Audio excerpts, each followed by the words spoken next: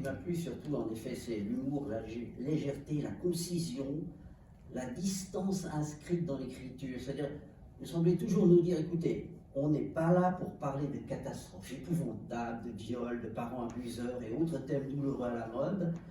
Nous ne sommes pas dans la dure réalité de la vie, mais dans une narration. Je vous raconte une histoire, et il faut que cela soit agréable, joyeux.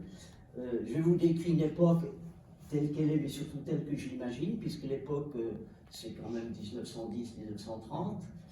Et je m'amuse. Je sens toujours ça quand je dis « Ah, je m'amuse ». D'ailleurs, l'auteur lui-même est présent, il prend des distances. D'un coup, il y a une description, puis au bout d'un moment, vous dites « Bon, ben, il y en a assez, là, on peut passer à la suite, n'est-ce pas ?» Et j'ai l'impression aussi, en le lisant comme ça à haute voix, que c'est Louis Jouvet qui dit du Sacha Guitry.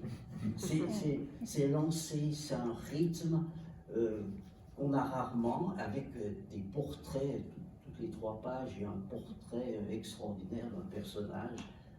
Finalement, une saison à Montparnasse, c'est bien, c'est une saison, c'est pas saison 2, saison 3, saison 4. C'est pas les saisons de Vivaldi, c'est pas une saison en enfer, c'est...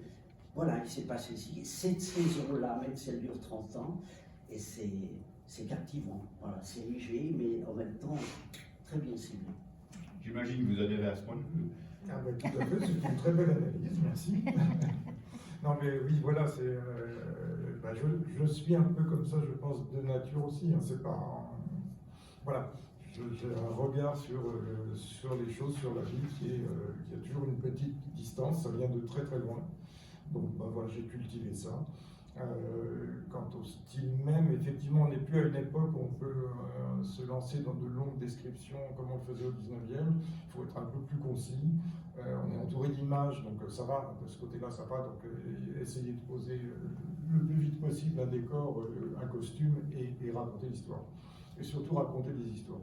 Il y a de l'histoire dans l'histoire, à un moment donné, il est question d'un académicien chez cette fameuse concierge dont on parlera peut-être, et cet académicien meurt, et bien sûr personne dans l'immeuble et dans le bouquin ne lise des livres, ce serait complètement idiot, mais l'académicien a réussi à placer le personnage de la concierge dans un des bouquins, et ça c'est, donc il y a un effet de miroir. Oui, il y a un effet d'abîme, voilà. Mais j'ai pensé à ce moment-là à notre cher Georges Perec quand même, voilà, qui avait cet art d'emboîter, enfin voilà, c'est un auteur pour lequel j'ai une immense admiration et qui faisait ça à merveille.